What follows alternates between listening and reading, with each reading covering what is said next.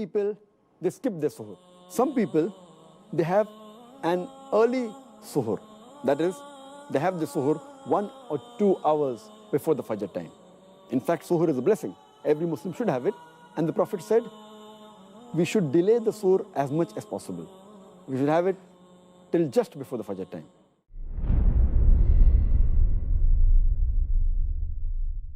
When Ramadan comes along, some people act as if a food festival has come to town. We have this type of food and that type and this appetizer and that.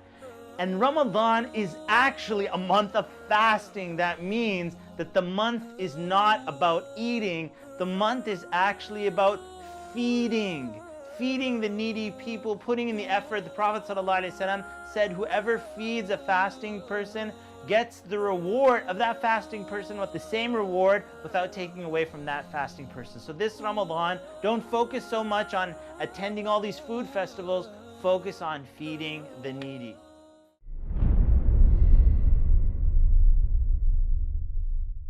The third mistake committed by Muslims in this category is that they delay opening their fast.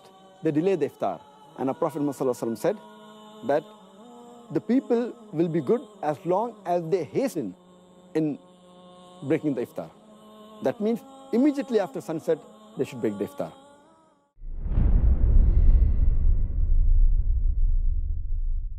Iftar parties are actually a very, very good thing as long as some conditions are met. It's very good because, alhamdulillah, in the month of Ramadan, you feed someone and subhanAllah, you get the reward of every single person that you have fed. And so I always say, iftar parties are actually good as long as the other acts of worship, or for example, our Taraweeh prayer, or Maghrib prayer, or Isha prayer, they're not suffering because of the iftar party. Or, subhanAllah, one of the problems with iftar parties is sometimes we'll commit sins during this iftar party. This subhanAllah goes against the whole spirit of the month of Ramadan, where we're supposed to cut out all sins. Obviously, we cut out all sins in the whole year, but especially where we work extra hard in the month of Ramadan.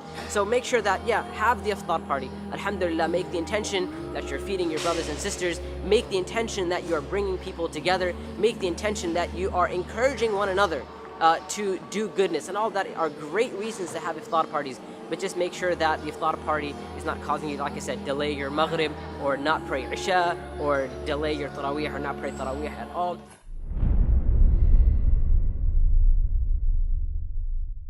One important thing that I've been witnessing lately is that people are unable to manage their anger. Now it's like they have a short temper or something, or it's because they can't have their cigarette or their coffee, so they just release their anger and become very furious at you and make you feel like it's the end of the world. Allahu Akbar. Now how can we solve this issue? We can solve this issue by knowing that when you do not control your anger in Ramadan, what happens? You are wounding your fast up. I'm not saying that it's not accepted. It may be accepted, but you're wounding it up. Just like when you bring a man and you start smacking him around until he has bruises all over his face and you see the blood everywhere and all that. Same thing with fasting. When you fast and you start getting angry at everybody, you are wounding your fasting up. Here in this case, we say, hold up, stop it, calm down. Relax. Say, A'udhu billahi minash shaitanir rajeem. Say, I seek refuge with Allah from the devil, the shaitan.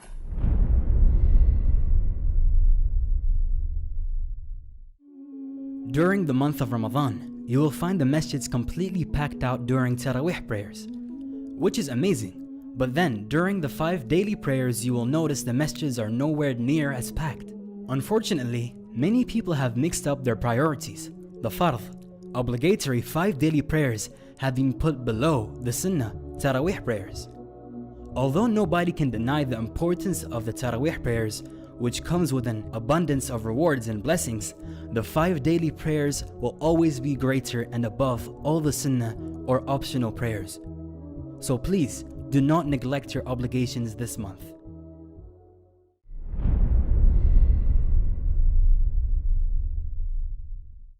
This world, addiction to the things of this world is a curse.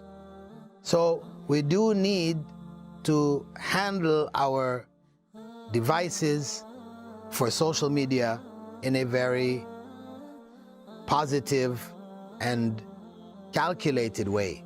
We can't just do it whenever we feel like, however we feel like.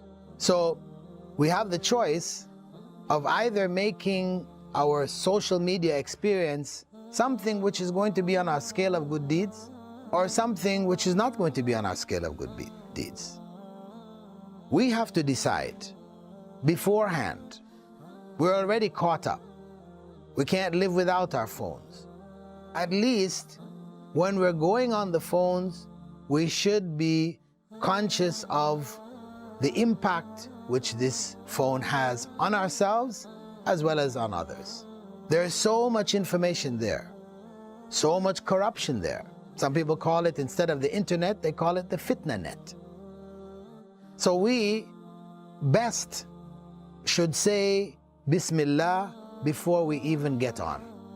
Before we turn it on and start, we say Bismillah. Now, if we're not able to say Bismillah, this is telling us something. We're going on with the wrong intention. There's no harm in keeping contact with your friends, your circle, certain programs, etc. There's no harm, but we have to make sure that whatever we are interacting with is from the halal.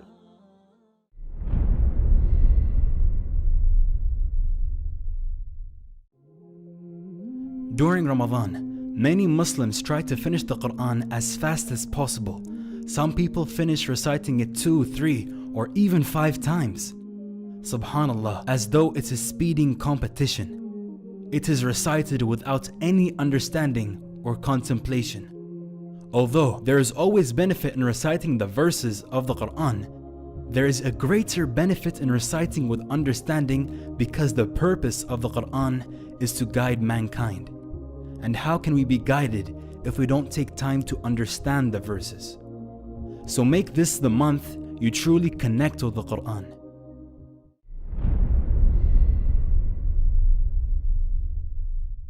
The purpose of Ramadan is to reconnect the believer to the Book of Allah like they're starting over.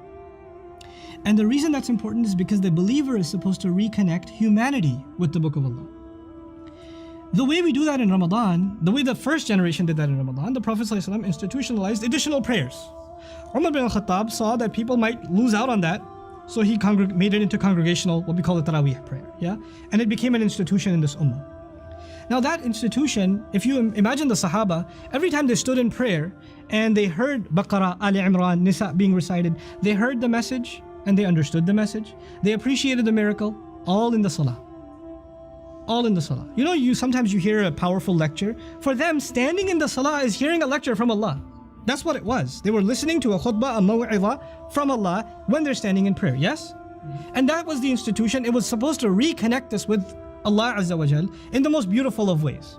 Okay, a few centuries later, we also have the Taraweeh prayer. Is there a difference between the way we conduct our prayers today and the spirit of those prayers of Umar bin Khattab radiallahu ta'ala anhu? There's a fundamental difference. The vast majority of you and me that are standing behind the Imam as he's reciting the word of Allah are not hanging over every word, lost and mesmerized in reflection. Rather, we are wondering, was that the first or the second? Are we on 14 or on 15? When is the ruku' coming? If the Imam takes so much as a long breath, you're like, and then he goes on to the next time, like, oh, okay. You know, some of my friends that lead Taraweeh, they're on purpose, when they get to Ayatul Kursi, they take a pause. Allahu La ilaha illahu al-hayyul qayyum. And everybody's like, oh yeah, oh God, I thought it was Allahu Akbar. You know, what I'm trying to get at, besides the joke, is there's a tragedy in the ummah. This month was supposed to genuinely reconnect us with the guidance and the appreciation and the awe of the Quran, so it can separate right and wrong for us again. But today, our relationship with the Quran has been reduced to an artificial one, where we stand in prayer and the vast majority of us don't know what's being recited. We run after the best reciter and stand behind them and wonder why the person next to us is crying. And some people are crying because they don't understand. And that's a good thing. That's a beautiful thing by itself. But then there are just a few that understand and they're moved. Sometimes the Imam himself is moved. And then we're completely okay with the culture that even the one leading us in prayer has no idea what they're reciting. And we're okay with that. We're okay with that. We've accepted that as a tradition. Yeah? Is there something wrong with this? You see some problem? We have violated the spirit of Ramadan so badly on every account. On every account. And then on top of that, if you didn't finish the recitation of the entire Quran, that's why we got to speed it up in the last few days. And there's complaints about this reciter is reciting too slowly. Who cares about finishing the Quran in Ramadan? I'd rather we pray less, but pray with attention and pray with awe. Pray with understanding. Get some guidance for it. Reflect. That's what the spirit of this prayer was supposed to be.